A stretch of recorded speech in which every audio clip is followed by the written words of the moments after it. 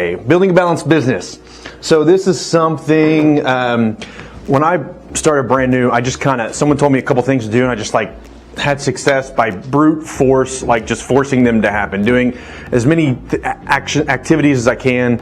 As I've been in the business a long time, I know there's a million ways to skin a cat. There's a bunch of different categories to have success in, and it's all just kind of personality-based, time-based, activity-based. So I've kind of built this kind of balanced chart. There's three things I want to talk about. We should break your business up into three different ways or three different opportunities to earn business.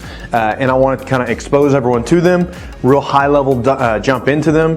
And then the idea is really kind of find something that you like, find something that takes to you, and then expand into it. So building a balanced business, we're going to talk about not just being in one vertical or pigeonholed in one activity so that if the market shifts, you potentially lose all your business. Okay, so we're going to talk about elephant in the room. So mainly what we're talking about is prospecting today. Most people stop before they ever get started prospecting, and it's because they're in their own head. And so the elephant in the room is high prices, it's slowing market, it's high interest rates. If you open the internet, you can find a million reasons why not to buy real estate, why not to invest in real estate, why to just quit and go home and close the blinds and get underneath the covers. Stuff like this. People don't feel like buying homes. Home buying conditions have collapsed to levels not seen in 65 years. Thank you, Charlie, for sending this to me today. What I want to get across is not to scare you into not doing things. Stuff like this should have no bearing on your business. This type of stuff only affects people who don't do anything and want business to come to them. Because when the market's firing, 2020, 2021, early 2022, people doing nothing were getting business all the time, just by being in the market. When things slow down, those people who are just trying to catch the free stuff stop getting business. And the people working, taking action, doing stuff, continue to get business regardless of market conditions. So if this scares you, it means you're not taking enough action. There's too many examples of people growing their business in markets like this, not just sustaining them. So again, I think it's important, don't put your objections on other people. I learned this a lot when I was brand new, and as I grow a business, and as I talk to other agents, and as I grew in sales and all that stuff, normally people try to overcome the objections in their head, right? So I think interest rates are high. So every buyer I talk to, I'm afraid they're going to say no because they think interest rates are high. They might not know or care, or they might, they've only been in the market for 2 years now. High interest rates are all they've known, right? Don't put your objections on the client. Don't not call FSBOs because the market's so hot and they're not going to list with me. That's your objection you're putting on them, right? Don't not do open houses because interest rates are so high and no one's shopping for a house. That's your objection you're putting on them. So why on earth would people be buying or selling right now? What is that? The 7 Ds. Diapers, death, diamonds, divorce, diplomas, defaults, and de-relocations. So doesn't matter market high, market low, interest rates high, inventory, people buy and sell houses. We're in Oklahoma. This statistic too, when Charlie sent it to me, I responded. This statistic has more to do with, I wish I had that map of how population is distributed in America. The vast majority of people live on the coasts, live within 100 miles of a coast. People in Oklahoma, where the average home for a starter home is $1 million. In Oklahoma, our average home is $300,000, significantly more affordable. So that doesn't quite affect us. But people are always moving, getting divorced, getting married, graduating, relocating, all kinds of stuff. People are in the market. We might see a 20% fluctuation of closings, but there's always, always, always people buying and selling. So don't put your objections on them. Okay, so when it comes to prospecting, mindset, attitude is everything.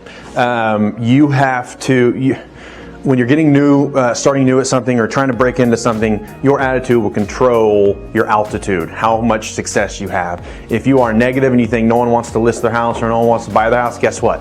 No one's going to list their house or buy their house. And if you're excited and you know that you have value to provide and you're going out there trying to meet as many people, people will buy and sell their house with you. Attitude is more important than anything. Your mind is fertile soil. Whatever you put into it, it will return, right? If you put healthy crops into it, it will grow healthy crops. If you put poison into it, it will kill everything in it, right? So think of your mind as healthy, as a fertile soil. So you need to put positive things into your head. You have to brainwash yourself into thinking that you can have success. This is the story I always tell when I was brand new. My first 2 years in the business, my first year I was part-time, but I didn't listen to music on the radio for 2 years almost. Anytime I'm driving around in my car, which is a lot for a real estate agent, it's books on tape, it's motivational speakers, it's podcasts, it's stuff to trick myself into thinking I can actually do this. To keep going even though 20 people told me no last weekend or last month or whatever it is. You have to brainwash yourself into thinking you can have success. Create positivity. If you're starting out with FSBOs or trying to do open houses and not having success, talk to someone who's having a ton of success at them. All these things that we're going to talk about work, right? It's just, do they work for you, and do you have the consistency to do them successfully? So go talk to people who are having success at the things you want to do.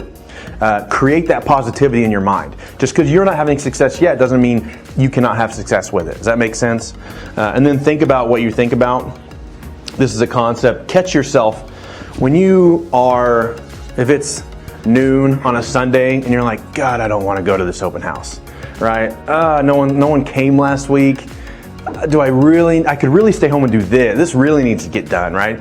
Catch yourself in those moments. It's weird. It's a weird concept. Think about what you're thinking about. You know you should go.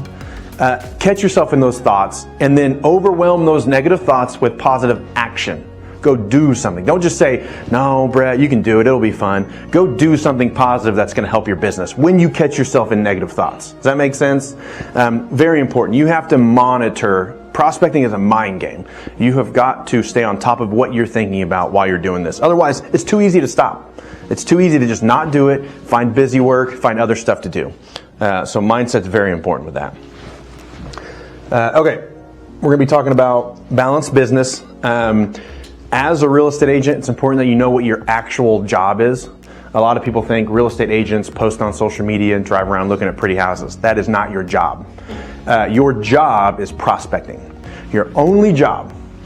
Someone else can do everything else. Someone else can show houses, they can write offers, they can go to inspections, they can do everything else. The only thing that someone can't do for you is prospect. Put leads in the top of the funnel so that you can close deals. That is your only job. So you need to develop your prospecting muscle. Work it out in the mornings. Just think of prospecting as like a muscle. Think about like anything else you're going to exercise or work out. You're going to be bad at it at first. You're going to slowly get better at it. And eventually you're going to be really good at it. So let me turn those off.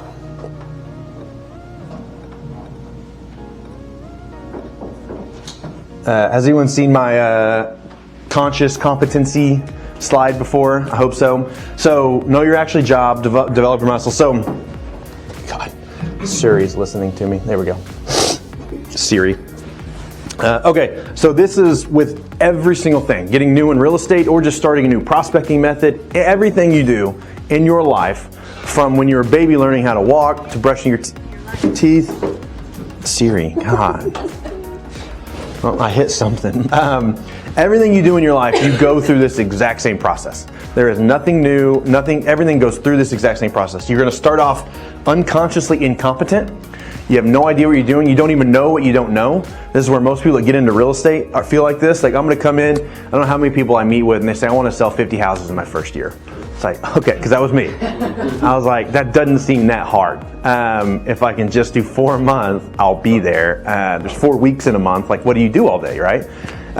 So unconsciously incompetent. You don't know what you don't know, right? Then you get to consciously incompetent. You realize how vast this industry is, how millions of things you can do, how many realtors there are, how many clients there are, how many, all these, you start to realize, oh man, this is overwhelming. And this is where a lot of people quit. Because now they realize that there's actually work to be done and they have to take action, they have to be consistent. This is where you start to actually realize what it takes to be successful in a new prospecting method or as a new agent. Then, if you keep going, you become consciously competent. Consciously competent, meaning I'm good at it, but I have to really focus on it. If I'm going to be good at this open house, I have to really do some research on this neighborhood. If I'm going to be good at this FSBO, I have to really read my script and have it in front of me. I have to work on being good. and you keep going, and you become unconsciously competent. You can do it in your sleep. It's like brushing your teeth, it's like driving, it's like walking. Your brain, you don't waste any brain power on it, you can just do it. And eventually, prospecting can get you to that point. You can literally just go through the motions and have more success than people who are in the conscious or the incompetent process if you are truly good at it. And the only way, and this is the thing that should give you solace, it's hard to get up this, nobody starts here. You might look at people who've been in the industry for 12 months having success or 20 years having success. Nobody started here. Every single person who's ever gotten to real estate or sales all started right here.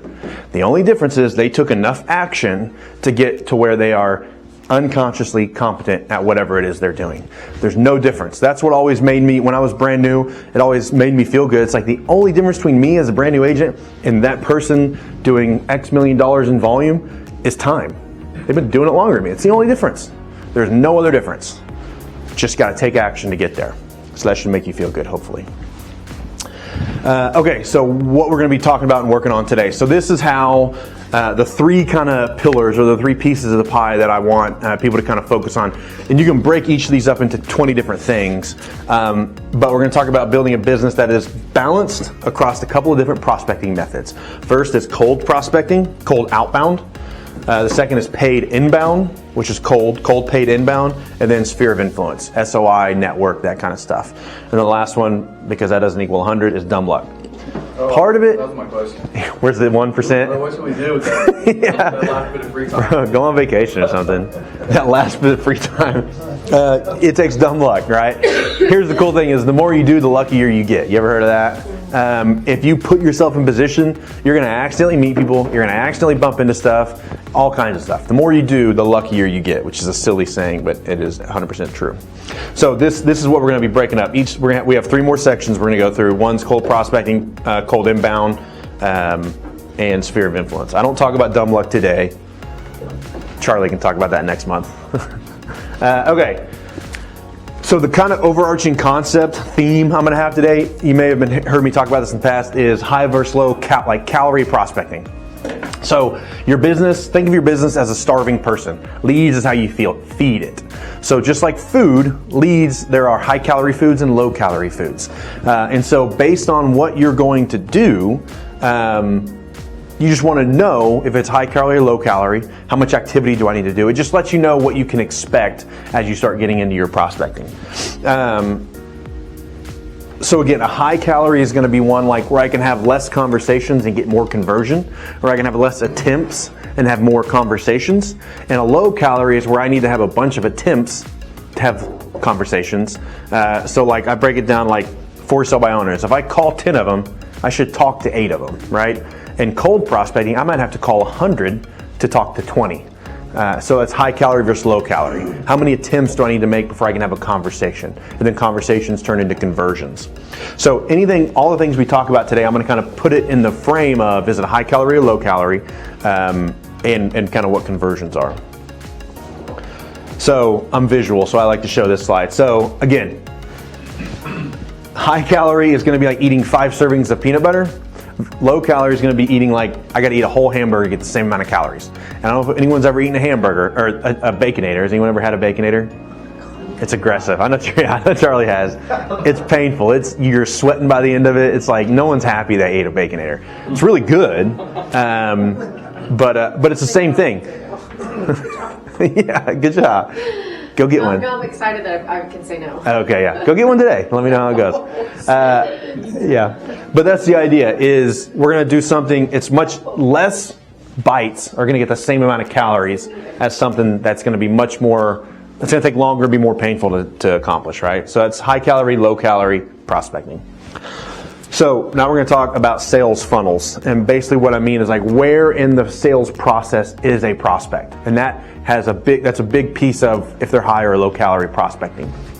So your business is starving, leads are what you feed it. People, as broker, coach, trainer, whatever, people always come to me and say, hey, I'm thinking about doing this thing. Or should I go spend money on this? Or what do you think about doing this, all different types of prospecting or business generating activities. And there's not a wrong way to prospect.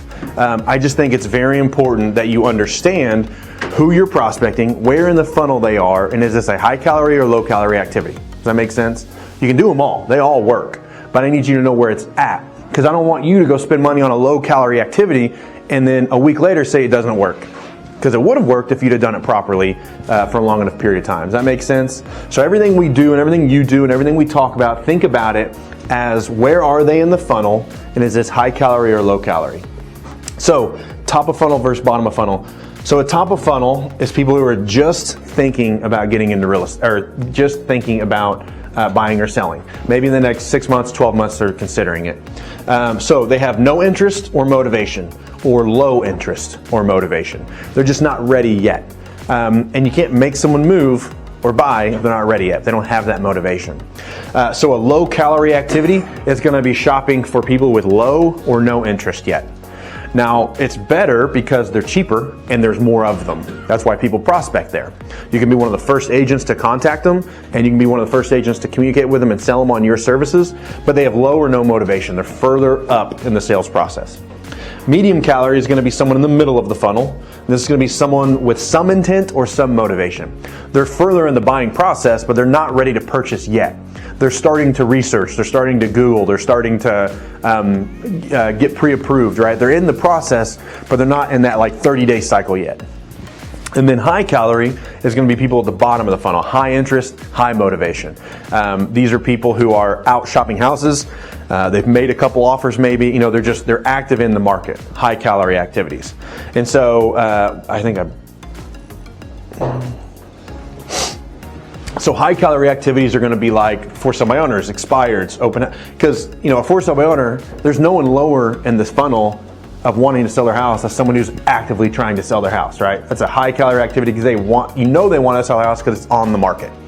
So FSBOs, expireds, open houses, Zillow, Realtor.com leads, past clients, Google, pay-per-click, and networking is kind of a medium calorie. We'll talk about those more in a minute. But these are kind of the high calorie activities. It takes less attempts to have conversations. The more conversations you have, the higher conversion you have. Versus low calorie is going to be like circle prospecting, social media, email newsletters, mailers, farming mailers. These are people who are high in the funnel with low or no intent, but we're just trying to get awareness out to people to have conversations. Does that make sense? The sales funnel, where they're at and whether it's high or low calorie versus their intent. So cold prospecting. People who are afraid to make cold prospect die, and I'm cool with it because I'm okay with it, right? If you can make cold prospect, you will not have to worry about any of those weird charts that say market's down, rates are up. You don't have to worry about any of that. If you're okay cold prospecting, you will constantly meet clients. Okay, let's talk. Now we're going to talk about, so again, this is one of the three. Cold outbound, paid inbound, and sphere of influence. So the first one is cold prospecting. Who is cold prospecting for? We're going to talk about types of cold prospecting, how to follow up, and then our takeaway. So people who love cold prospecting are people who like the sales conversation. If you're real timid and reserved and you don't like kind of a back and forth, cold prospecting might be tougher for you initially. People who don't fear rejection, and then people who want quick business, because typically cold prospecting, you're going to be going after high calorie activities, and you're going to be having a lot of conversations. And you should be getting into a lot of sales.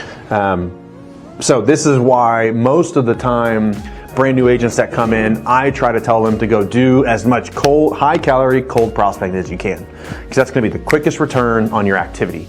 And if you're brand new or you're part-time and you want to quit your job or you're trying to make money right away, the more high intent, low bottom of the sales funnel, high calorie conversations you can have, you will get business. You can't not get business if you're having enough conversations. Okay, the types of cold prospecting: FSBOs, expired, open house, circle prospecting. So again, FSBO's high, expired high, open house high, circle is low, and we'll talk about it here more in just a second. So we're going to talk about FSBOs first. And last time I did this, I went into a long explanation of FSBOs. We have videos on our page and everything. I'm not going to go too deep into it. I'm going to talk real high level about why. I think for sale by owners are the easiest and best way to start getting into a real estate conversation.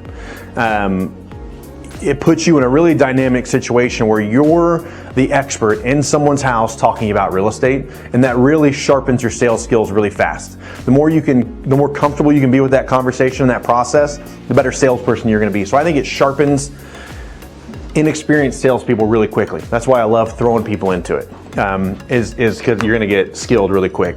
Timing is everything.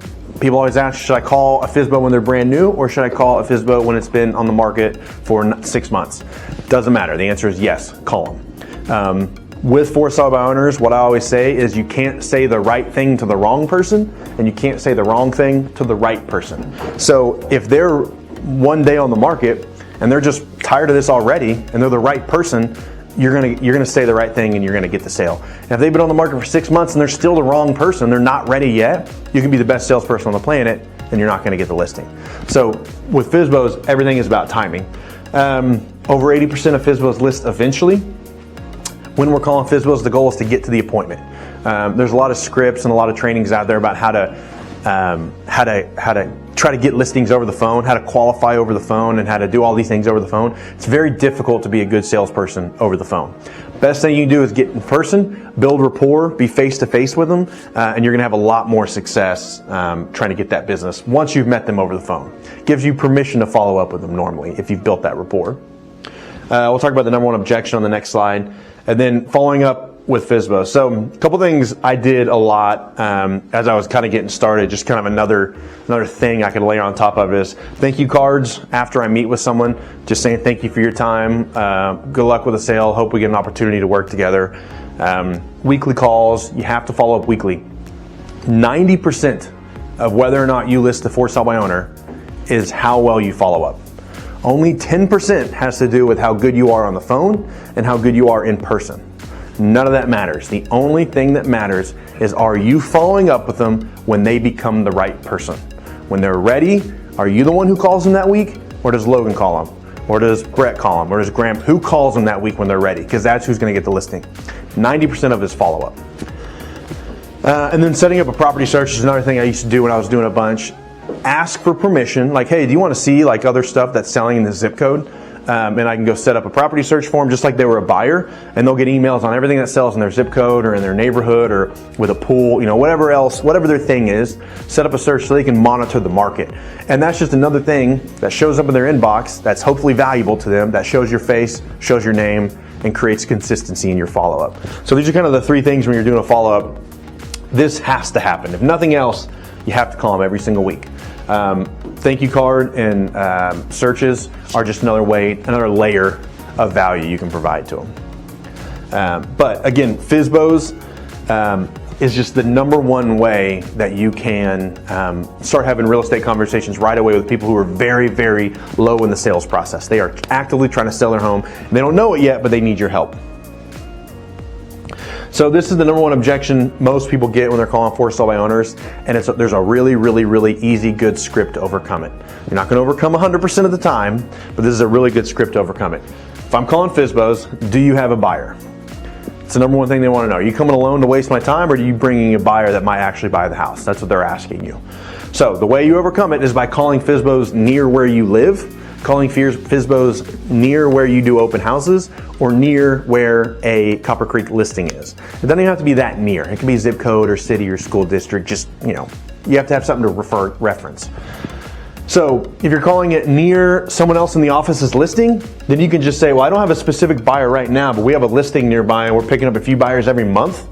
And I'd like to be able to tell them about your house if they don't like our house. Are you okay with me telling them about your house? The way you phrase it like that and you ask that question, are you okay with me telling about your house, is an obvious answer is going to be yes, I want you to tell them about my house. Okay, well, I really need to come out and take a look at it before I can speak educatedly about your house. You mind if I come out on Saturday? Near where you do an open house. I don't have a specific buyer right now, but I do an open house nearby, and we're meeting a few buyers every week from that listing, and I'd like to be able to tell them about your house if they don't like ours. Are you okay with me telling buyers about your house? Same thing. And the last one is, I don't have a specific buyer, but I live nearby, and I'm always talking to people who want to move into our area. Are you okay with me telling people about your house? So it's just, they're going to say no, do you have a buyer? And I'm going to say no, but I meet buyers all the time, and I like to be able to tell them about your house. And so when you can do that, it overcomes that objection at least 50% of the time. You should be able to overcome that objection and still get the appointment. So that's the number one objection we deal with. So why FSBOs? It sharpens your sales skills really quickly. Timing is everything. You don't have to be good. You just have to be consistent with FSBOs. 80% of them are going to list. You just want to get the appointment. You don't have to be a rock star over the phone salesperson. You don't have to call thousands of people either to get to them. And then follow up is easy. You just got to do it. It's the number one thing. You just got to stay on top of the follow up.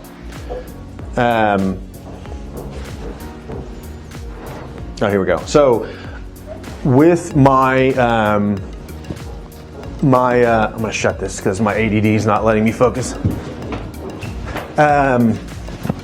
So with my strategy with FSBO, this is what I was, as a part-time agent, working like 10 to 12 hours a week, I was able to sell 9 houses and get 16 listings in 9 months as a part-time agent. Brand new, never been in sales, 25-year-old kid that can't grow any facial hair. Like just no one wants to work with me. I did this. I did 5 to 8 for sale webinars per week. That's it. 2 months. Assume you're going to have to follow up with them for 2 months before they list with you. Might be sooner, might be a little bit later, but 2 months is what you're going to assume. That's what it's going to be. You should you should be taking, after 2 months, you should be taking 1 to 2 listings a month. If you're consistently doing 5 to 8 every single week, not 8 this week and 0 the next 2 weeks and then 6 the next week. Doesn't work like that. It's 5 to 8 every single week. And the goal, what I tell people doing it is you need a minimum of 10 FSBOs to follow up with every week. So if I go on 8 this week, I've got 8. 2 of them sell, so now I've got 6. So I go on 8 more, now I've got 16. 2 of them, or well, you know the math. Every month I go, every week I go, some are falling off, some are adding on. But to get to 10 a week is going to take you 3 or 4 weeks probably. And then you've got to stick with 10 a week every single week.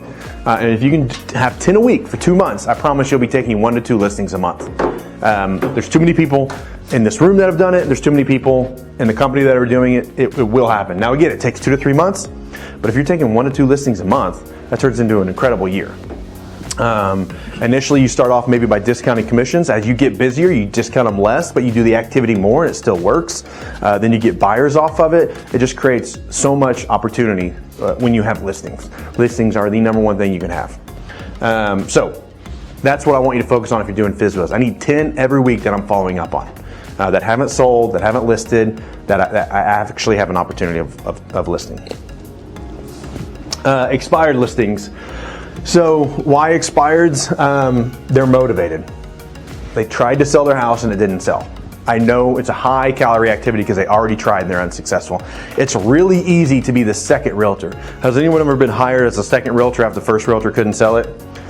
It's so easy. They do everything you say. Come in, you overpriced it. You got to paint this wall, you overpriced it, we need to replace this carpet. And they do it and it sells. It's so easy to be the second realtor. Not always, mostly. So expired listings, it's easy to do it if you get it, and high motivation. This was, I bet that's even higher now. 400 to 500 listings expire per month in our MLS. There is enough of them. A lot of people think market's so hot, inventory is so low, there's not any expireds. There's plenty of them to call. Promise you can't call them all. There's more than you can call. So the script, if you've been to my trainings, I don't love scripts. I like frameworks. I like to get into a conversation versus, they say this, I say this, they say this, because I think it's less predictable and it's harder to be a good salesperson if you're focusing on what to say next instead of listening to what they're saying. But this is it. I was calling about the house on Main Street that was on the market recently. Did that ever end up selling? And it's just a loaded, open-ended question that allows them to tell you what happened. No, we pulled it off the market. We couldn't get it sold. We're going to stay in the house. We're waiting until Christmas is over. Blah, blah, blah. It's an open-ended question for them to tell you. And then you just want to get into that. You want to try to find out why it didn't sell. Let me go. Let them tell you why they think their agent did wrong, and then sell it back to them. Why don't you think you had any success with it? My agent didn't do any open houses. I think blah blah blah. Whatever they'll tell you. I promise they'll have opinions on why it didn't sell, and then you can just sell that back to them. Tell them that's what we offer in our listing. We do this with our listings. Here's I think it really would have benefited from this. Did you guys have a conversation that way? And then again, go for the appointment. Just like FSBOs, you want to get face to face. Very difficult to do anything over the phone too much.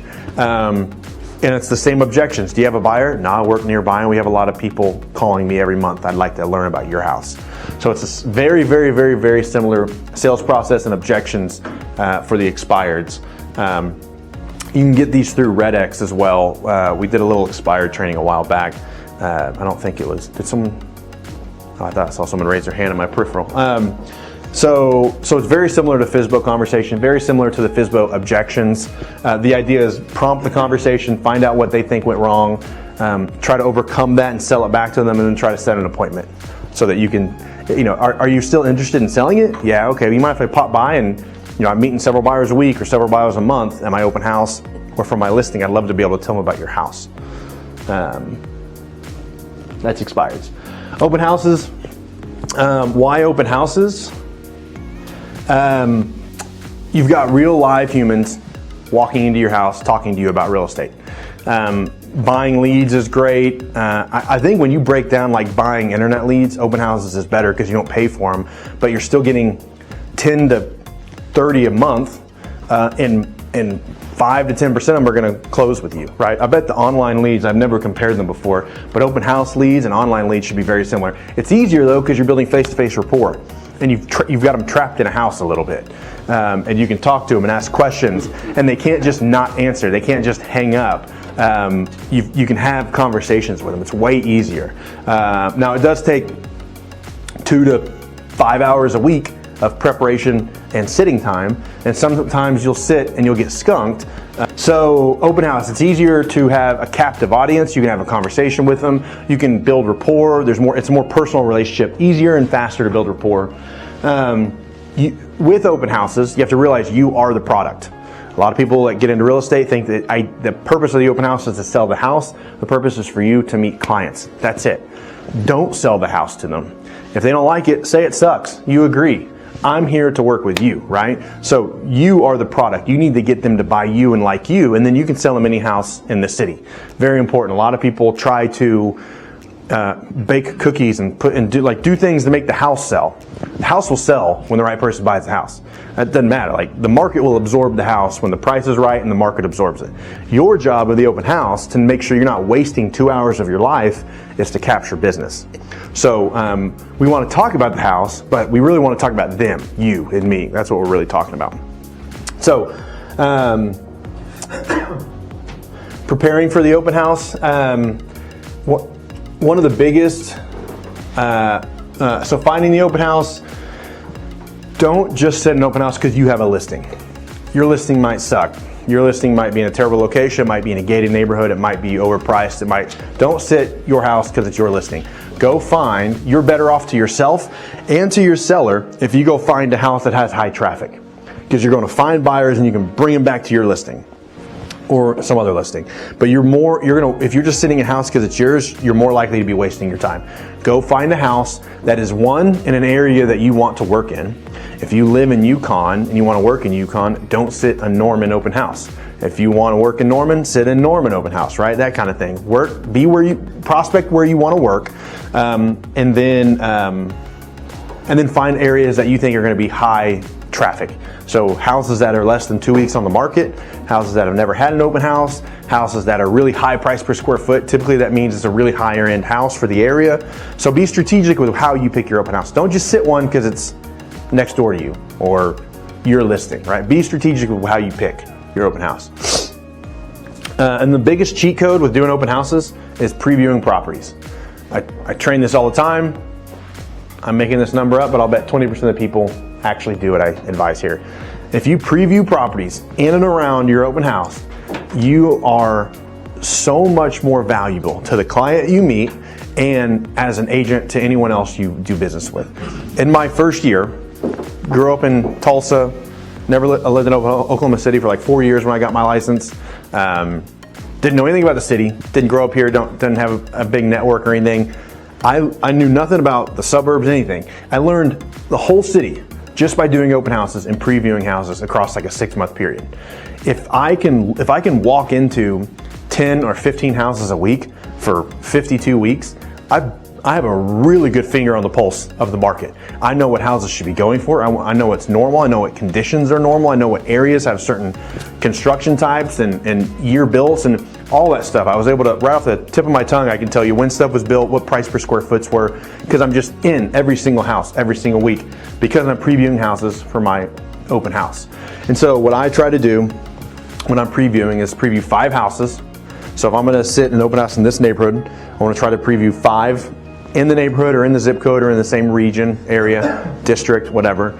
I want to try to find one that is in better shape than mine, one that is in worse shape than mine, like a kind of a fixer-upper, one that's a little bit bigger, one that's a little bit smaller, and then one that's like the same but different. Maybe an open floor plan or a closed floor plan, or has a 4th bed, just it's the same but a little bit different. And the reason I do those 5 is because no matter what conversation I get into when I'm in the open house, because at the end of my open house, I always ask, what do you guys think? You gonna buy it? You wanna make an offer? Whatever, kind of joking around. They're gonna tell me why they hate the house. Backyard's too small. Need a 4th bed. We're looking for a fixer-upper. It's not, I want new counter, whatever. They're gonna tell me. And then based on those 5 that I previewed, I have something to talk about with them.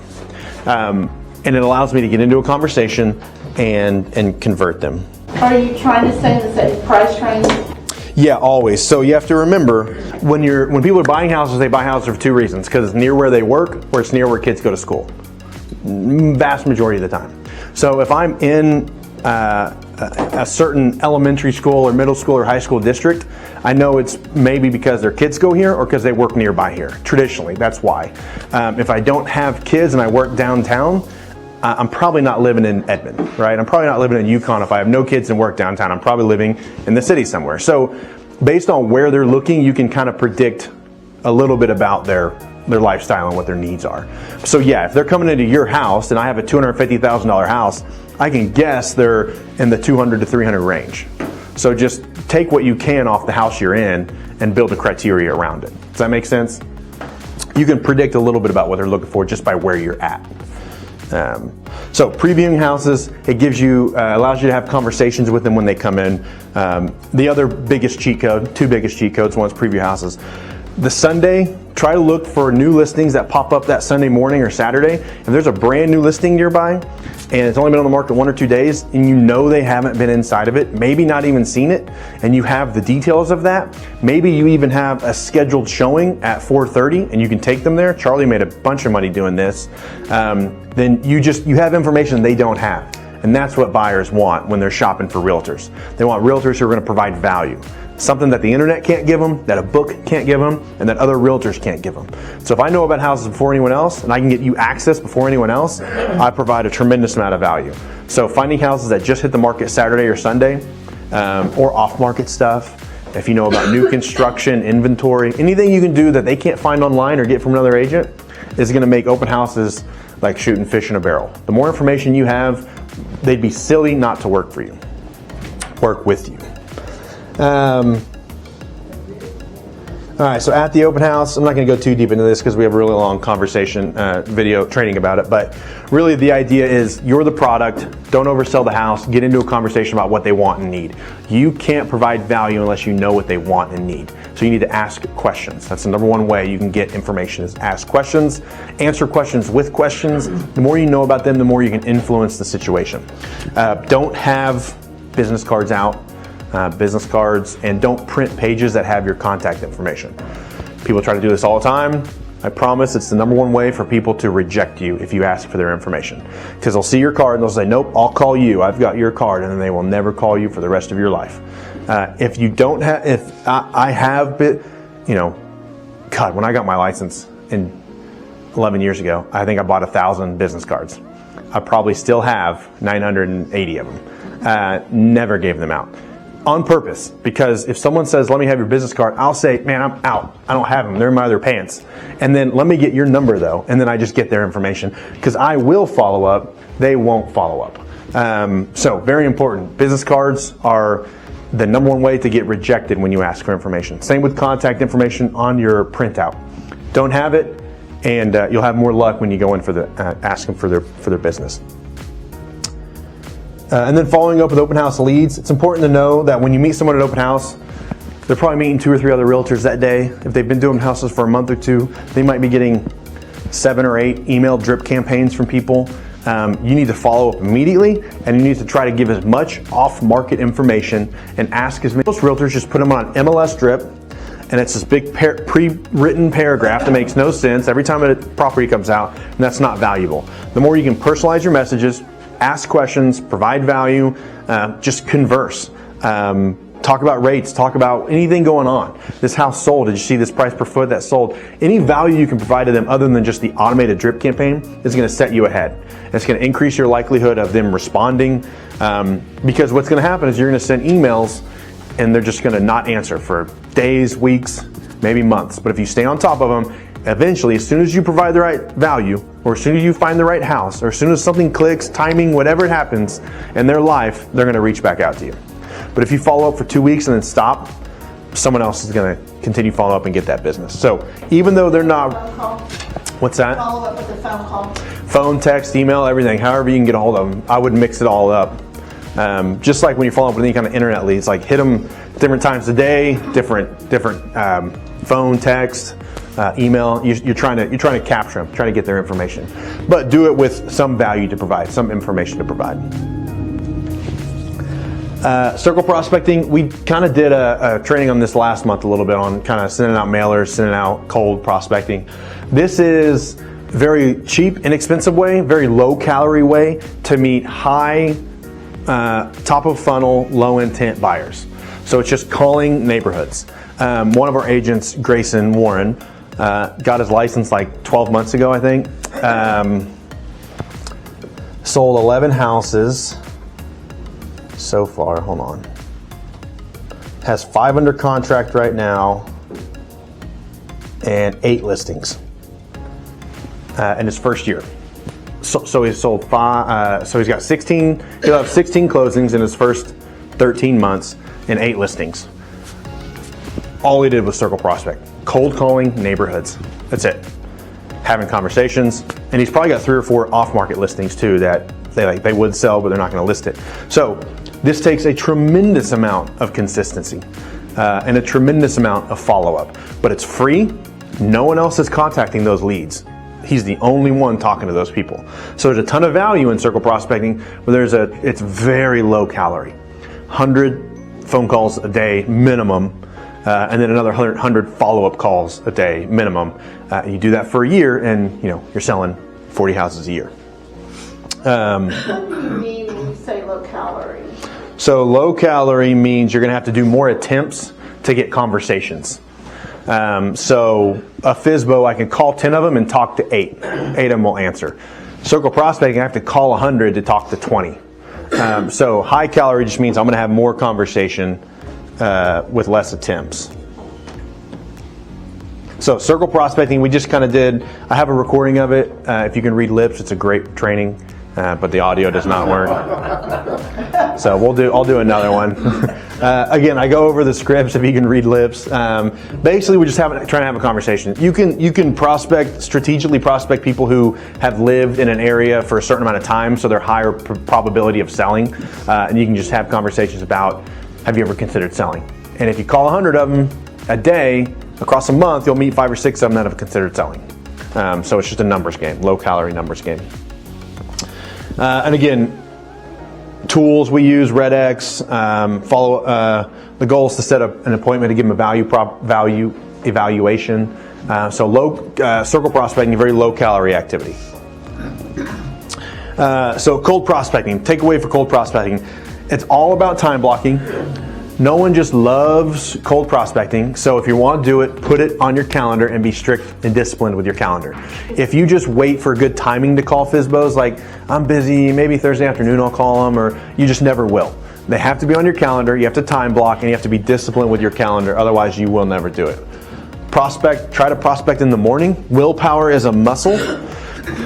You might have heard if you make good decisions stack on top of each other, so do bad decisions stack on top of each other. It's easier to make a good decision in the morning when you're not tired and hungry. Your willpower is stronger in the morning.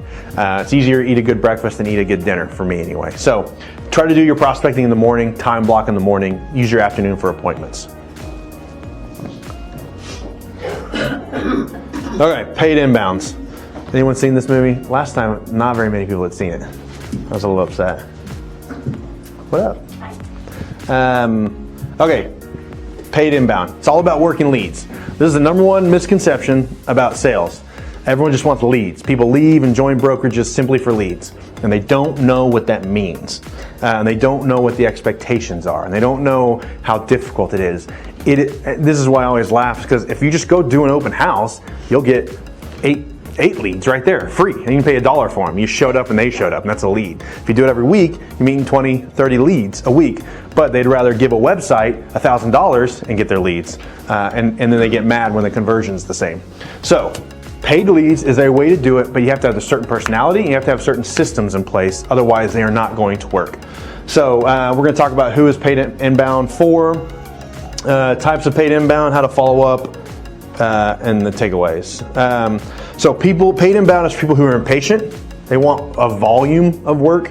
They just like to sift through a bunch of stuff, try to find those leads. And people who are organized and like follow-up. No lead converts on the first attempt. No lead converts on the first attempt. And when people say, when they're looking at brokerages or looking at teams, and they ask, do you provide leads? What they mean is, are you going to give me buyers or sellers? It's not how it works. I'm going to give you names and phone numbers, and you're going to work these, and maybe they're buyers, maybe they're sellers. That's what leads are. And so you have to be organized and like follow-up if you're going to spend money.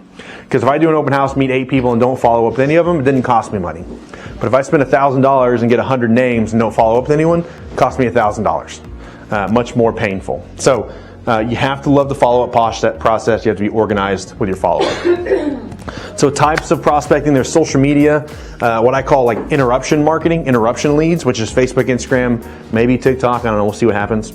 And this is like when people advertise on Facebook, Instagram, TikTok, it is, I'm doing something else and you're interrupting what I'm doing to advertise to me. So it's much higher in the sales process, lower intent. Maybe I see something that I'm interested in, I click it, I give you my name, but I'm not really. I'm busy right now. Google is kind of a medium calorie. This is so interruption versus search. I'm searching homes in Edmond, right? So there's more intent. I'm middle of the funnel. I'm learning. And so those are going to be a little more expensive than your Facebooks. And then there's bottom of the funnel, really high calorie property search websites. If I'm going to Zillow.com or Realtor.com and I click on a property that I'm interested in and I want to go see it, that's very high intent. Those are going to be very expensive. So I might spend $10 or $5 a lead here, and I might spend $100, $125, $200, $500 per lead here because there's higher intent, higher probability, higher close rate. So just know what you're buying. What? No, sorry. Facebook, Zillow? Yeah. Flex, yeah. Way more than that, right? $2,000. Yeah, $2,000 a lead for you, yeah. So there's no wrong answer. Know what you're buying though, because not all leads are the same. Where they come from matters. Where that person's at in the funnel matters. So just make sure you know where your leads are coming from. So I want to set expectations with online lead. Everyone wants leads, but no one wants to work leads. Leads traditionally are volume with low quality. You're not the only one calling them. There's typically 3 to 10 other agents calling them. They're traditionally low calorie, lower conversions. For low calorie leads like Facebook, Google, you might have a 1 to 3% conversion rate. So if you get 100 leads, maybe 1, 2, or 3 are going to close over the next 8 months. And for the higher calories, you might have an 8 to 10% conversion. Again, over a 4 to 6 month period though. So to buy leads and expect the closing in month 1 is very difficult. Unrealistic almost. Not that it doesn't happen, but it's unrealistic. Your nurture time is going to be anywhere from 2 to 8 months traditionally when you're buying leads because of where you're getting them in the funnel. Think about that, right? Where you're getting them in the funnel.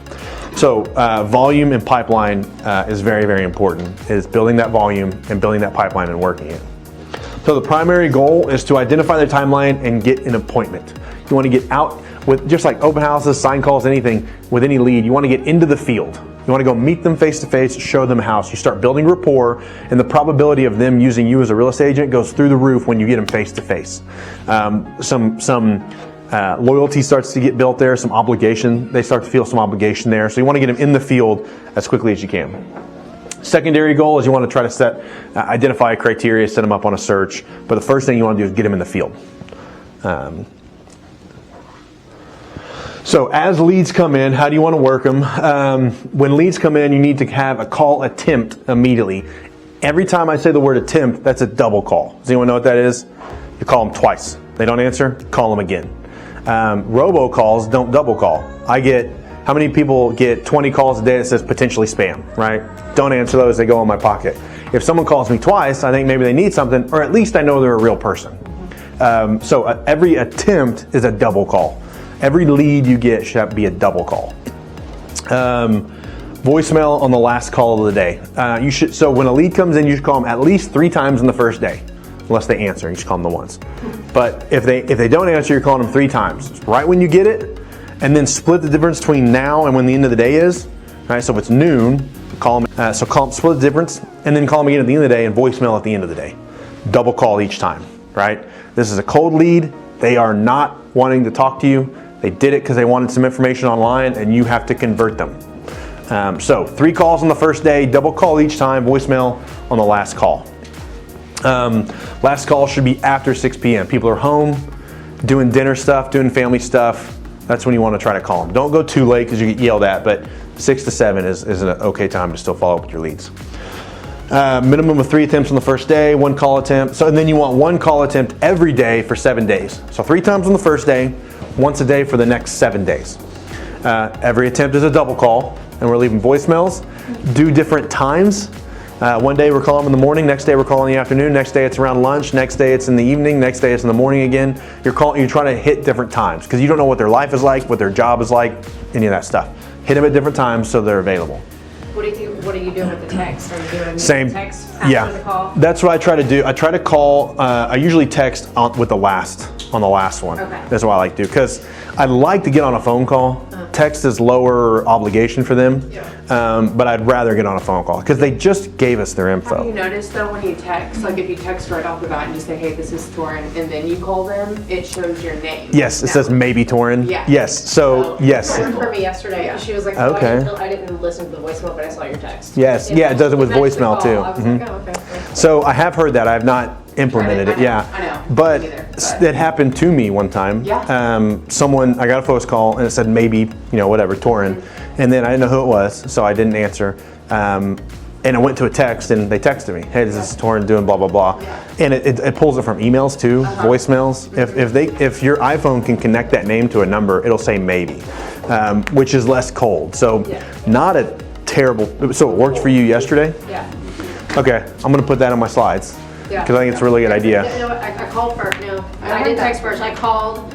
Then and text. I got to where I was going within 5 minutes. I sent her a text, and she called right back as soon as I said it. She goes, "Oh, I saw your text, and it matched the number that you called." And so Yeah. I just called you Okay. back. Yeah. So the You knew more. I was a human. Yes, the more you can convince them you're a human. Double calls work. That's a good idea though. Hitting them with a text, and then immediately, even before they can read the text, Yeah, I've heard about that. We used the to- phone has that. So that's a good idea. I like that a lot. Does that make sense what I said to everyone? How the iPhone reads your texts and your emails and it associates with phone numbers. And it does it with voicemails too. If you say your name, it'll say maybe Torin on it. So that's good. So would you just say, hey, this is Graham from Copper Creek. I'm going to give you a call about this. Yeah, just got your request for information. I'm going to reach out soon. Yeah. And then, 60 seconds later, call them. Let the text go through. I didn't put that together. I always just thought that some phones had, like it knew that information and some phones. Oh, like caller I ID? didn't know it was coming from a. Yeah, it's your phone reading it. Sure, Yeah. Makes sense. Different times a day. As you get your leads, categorize them so you can contact them appropriately when you get a hold of them. So basically, you want to try to put them, if you've contacted them, you want to put them into hot, warm, watch, long-term nurture, and then follow them accordingly. I won't go too deep into all this, but you want to categorize them and follow up with them accordingly. If they're a hot buyer, you're going to talk to them way more than if they're a watch 6 to 12 months out buyer. You're going to have different conversations. If you can't get a hold of them, put them into your not contacted, and then just like once a quarter, blast them with a voicemail or a text or some sort of communication, because they're going to probably be coming back around soon at some point. So with paid prospecting, CRM management, organization is key, consistency is key. If you're getting leads and you're not consistent with working them, they are all a waste of money. You have to be incredibly diligent with making sure you stay on top of it. Otherwise, it's all loss. It's money out the door, down the drain. So very important. So takeaway, be prepared to spend money. No lead source is going to generate an ROI in month one. Every lead source is designed to not do that, right? They charge you based on what they think you're going to make, and they don't want you to make an ROI in like month 2 or 3 or 5. That's just how they charge because they want to maximize their money. Most of the bigger ones, the Realtor.coms and the Zillow.coms, they make you do 6-month contracts because they know you're not going to get an ROI in month 1, 2, or 3. So very important. Be prepared to spend money. Be diligent, but be ready to do it long term. This is not a 1-month lead generation strategy. Calling FSBOs, going open houses, those are 1-month strategies. You could get a listing in the next 30 days. You can get a buyer in the next 30 days doing those open houses and FSBOs. All right, sphere of influence. I'm already past time. We're gonna slam through this. So when you check your text and it's a referral from a client, who's ever done that, right? Hell yeah. I don't have to work for this.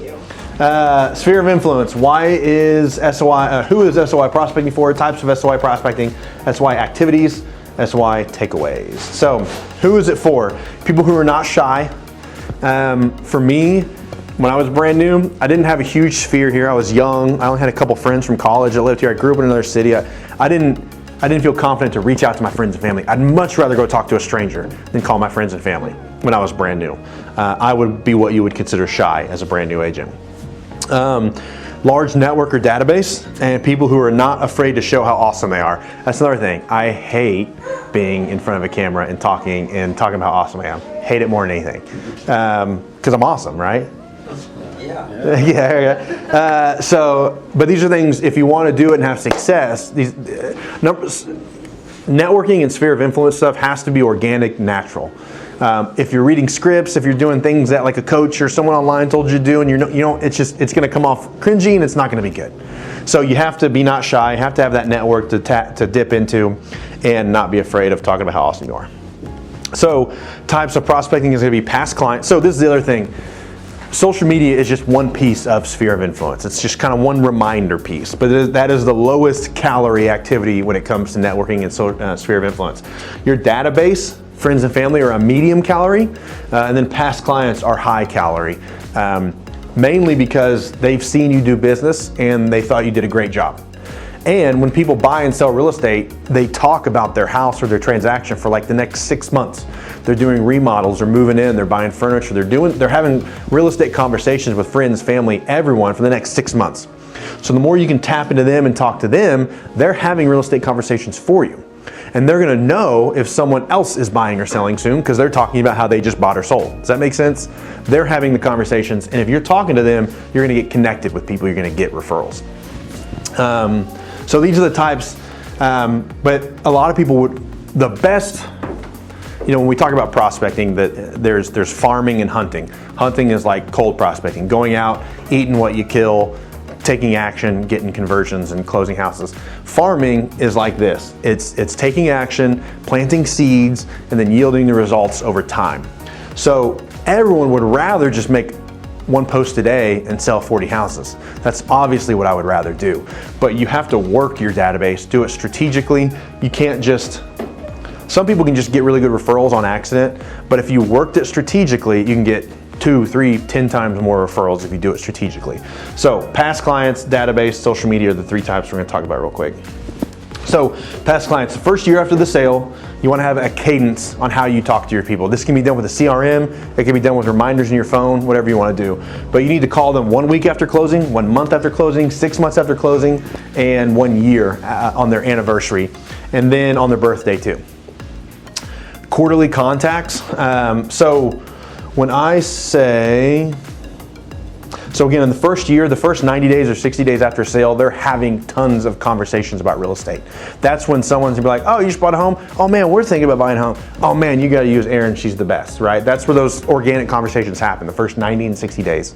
So that's where you wanna hit them over and over again in that period of time. Quarterly contacts, so you just wanna find a reason to contact them.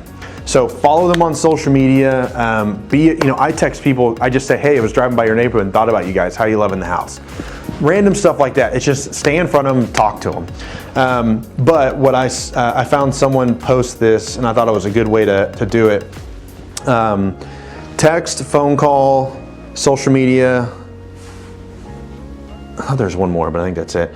So just kind of mix up, again, be strategic with how you work your database. This is a huge piece of referral business for you.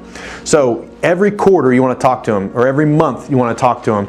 And so you can't just text every month, hey, how's it going, right? That becomes a cadence. They start to know that it's not organic, natural.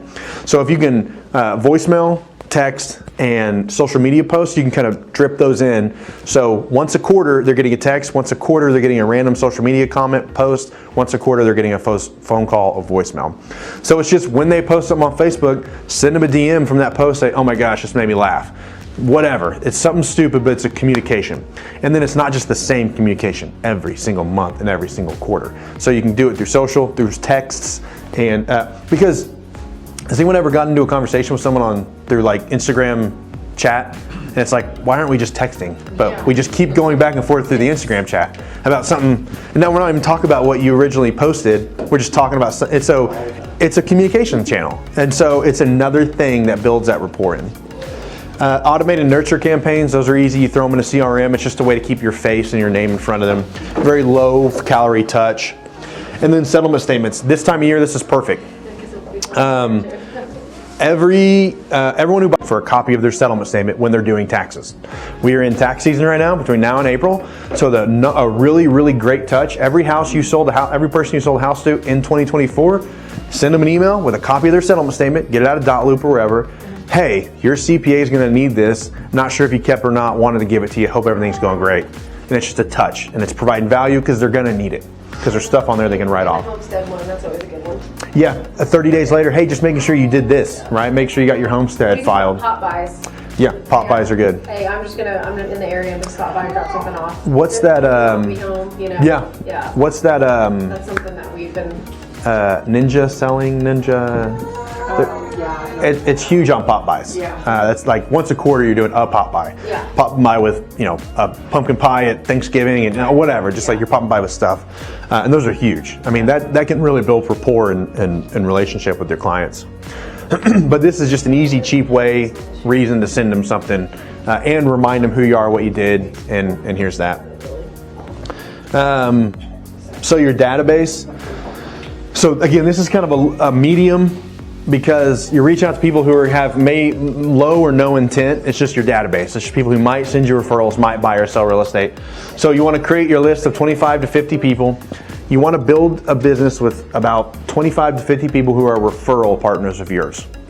And you're going to make a list. You're going to call them once a month, have a real estate conversation with them. Try to find people you communicate with regularly, at least once a month already. Have real estate conversations with them. After about 6 months goes by, if they haven't referred you someone, they're just not a referrer. So scratch them off the list, put someone else there. And if you can do that strategically over enough time, after 1-2 years of doing this, you're going to have a list of 5, 10, 15 people who have all referred you business, and you take really great care of those people. Those are people you do pop buys on. You buy them Christmas gifts, you send them cards, you do more stuff because you know they are capable and probable to send referrals. But you have to have a list of who are your referral partners. Who's ever referred you anything, you need to keep them on a list and take better care of them than anyone else you take care of. So very important when you're working database, know who refers you stuff.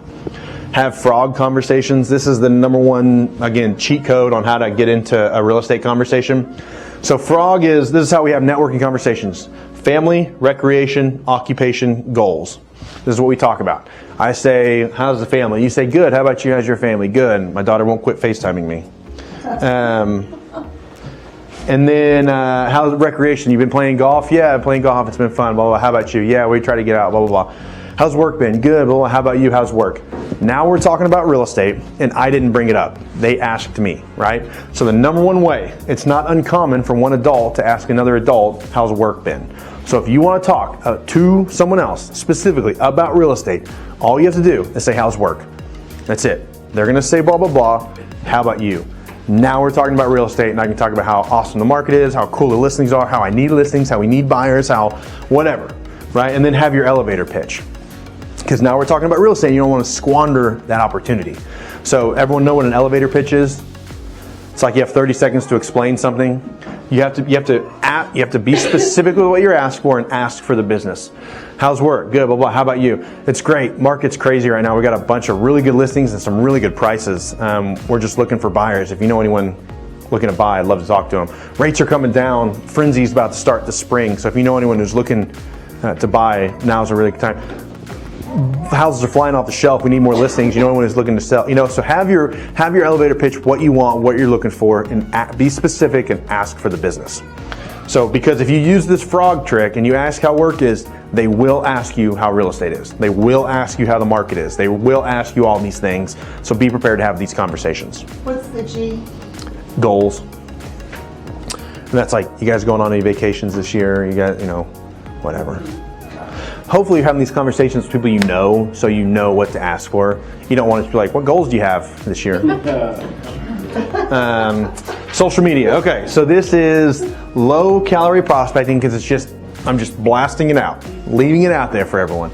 So one thing I say is stop with the just sold, just listings, closing posts. They don't do what you think they do. And people normally fly past them. A post ratio, I don't like business profiles. It should be your personal profile that you talk about business on. Because people want to work with you, the person, not you, the business owner. So post ratios, 25 to 30% only of your social media should be real estate related. The rest you want to have what we call content pillars. So 3 to 4 things that you like. What do you do? Travel, exercise, cooking, pets, children. I used to put, before I had 2 kids, I spent a lot of time in my yard. My yard was really nice. And I made a lot of posts about how cool my yard was and how it's BS and I never got yard of the month and you have to pay to play, and I didn't want to do that. So that was one of my pillars for a couple of years there when I had my new house. So whatever your thing is, and then real estate is just 25 to 30% of your social media. That's it. They need to see things they like about you and then also see that you're in real estate. And as you build these content pillars, you're creating your tribe, if you ever heard that. People who like what you do, like who you are, they're in your, they go to church with you, they go to school with you, they go to school with your kids, they work near you, they live near you. You're people who are going to like you, trust you, and know you. You're building those people, and they just need to be reminded you're in real estate. They don't need to see every time you so happy for my clients, and it's just a picture of me with a key, right? It's like, your clients aren't even in the picture, bro. So, I just don't think it's valuable. So when you do make your post, you're 25 to 30% about real estate.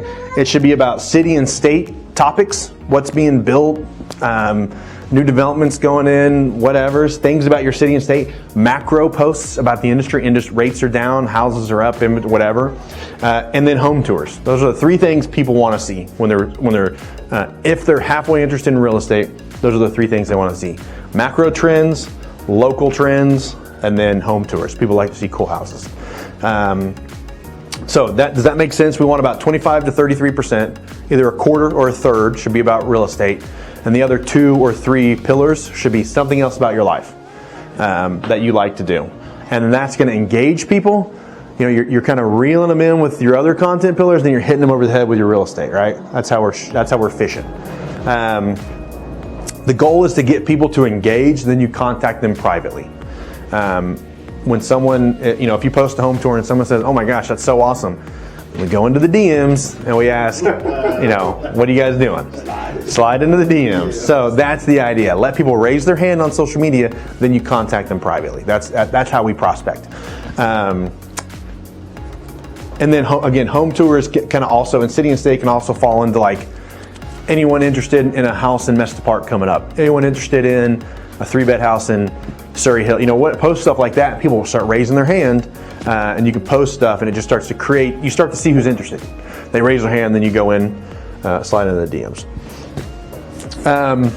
Tips and tricks, again, pop buys are huge if you have that relationship and that rapport with your clients. Mix up your contact methods, call, text, and social media DMs, and that way they're just not getting hit with the same thing every single week and month.